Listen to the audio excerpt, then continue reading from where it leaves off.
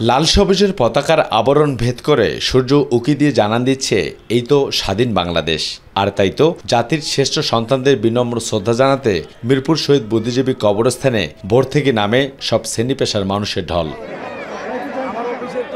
ফুলেল শ্রদ্ধা আর শহীদদের প্রতি অকৃত্রিম ভালোবাসা জানাতে জাতির শ্রেষ্ঠ সন্তানদের স্মরণে ভোর থেকে বিভিন্ন সংগঠন ও স্কুল কলেজের শিক্ষার্থীরা ব্যানার ফেস্টুন নিয়ে কবরস্থানে ছুটে আসেন ফুলেল শ্রদ্ধা জানাতে। আর এ সময় শহীদ পরিবারের সদস্য, রাজনৈতিক দল, সামাজিক সাংস্কৃতিক সংগঠন, স্কুল কলেজের শিক্ষার্থী সহ সর্বস্তরের মানুষজন শহীদদের প্রতি গভীর শ্রদ্ধা নিবেদন করেন।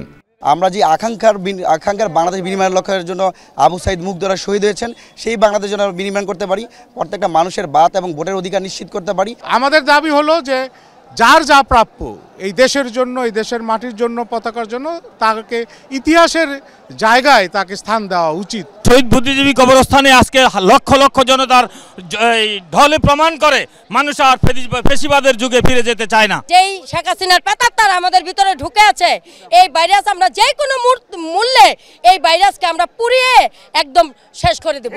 এখান থেকে আমাদেরকে শপথ নিতে হবে, আমাদের অন্তর্বর্তী সরকার অনতিবিলম্বে দ্রুত সংস্কার শেষ করে নির্বাচন দিতে হবে। লক্ষ কোটি টাকা পাচার করেছে, এই পাচারকারীদেরকে দেশে এনে বিচার করতে হবে, বিচারের আওতায় আনতে হবে। এটাই আজকে এই শহীদ বুদ্ধিজীবী দিবসে আমাদের শপথ। তরুণ প্রজন্মরাও শহীদদের সঠিক তালিকা প্রণয়নের দাবি তুলে বলেন, গণ অভ্যুত্থানের এই গতি লালন করতে হলে 5 আগস্টের ইতিহাস থেকে সকলকে শিক্ষা নিয়ে দেশকে এগিয়ে নিতে হবে। তবেই গড়ে উঠবে প্রত্যাশিত সুখী সমৃদ্ধশালী এক নতুন বাংলাদেশ। জুলাই বিপ্লবের যে অভ্যুত্থানের যে আকাঙ্ক্ষা, সেই আকাঙ্ক্ষাকে ধারণ করা, সমুন্নত রাখাই আমাদের প্রথম কাজ। বাংলাদেশের যে লড়াই, বাংলাদেশের ইতিহাসকে যে আওয়ামীকরণ করা হয়েছে, তার থেকে মুক্ত করবার যে একটা বুদ্ধিদীপ্ত লড়াই আছে, সে লড়াইয়ে তরুণরা অলরেডি নিপতিত হয়েছে। স্পষ্ট করে বলেছি, শিক্ষা নেন। যদি মনে করেন রাজনৈতিক ক্যাবলা দিয়া ঢাকা নয় দিল্লি, তাহলে কিন্তু পরিণতি সেটাই হবে।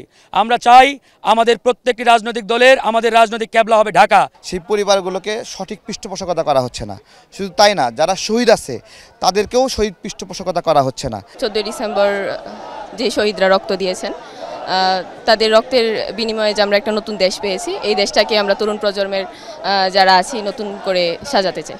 আগামীর যে ভবিষ্যৎ আছে তাদের কাছে চাওয়া এটাই থাকবে যে আমাদেরকে বিজয়ের মাহাত্ম্যটা ধরে রাখতে হবে। আমরা তরুণ প্রজন্ম এটাই প্রত্যাশা করি যে ভবিষ্যতে যেন আমাদের এই ধরনের সিচুয়েশন আর ফেস না করতে হয়। বুদ্ধিজীবীদের হত্যা করা হয়েছে, তাদের স্মরণে আমরা এখানে এসেছি যেন বাংলাদেশ আবারও নতুন করে গড়ে ওঠার জন্য। যেসব বুদ্ধিজীবীকে বাসা থেকে ডেকে এনে জাতিকে মেধাশূন্য করতে নৃশংস আর নির্মমভাবে হত্যা করা হয়েছিল, তাদের বিচারের দাবি এখনও সবার মুখে মুখে। তবে যারা জাতিকে মেধাশূন্য করতে এই অপকর্ম করেছেন এবং নৃশংসভাবে হত্যা করেছেন, তাদেরকে দৃষ্টান্তমূলক শাস্তির দাবি এখনও নিশ্চিত করা যেতে পারে বলে মনে করেন এখানে আগত সর্বশ্রেণীর মানুষজন। শহীদ বুদ্ধিজীবী কবরস্থান থেকে আবু সাইদ অপু, মাই টিভি, ঢাকা।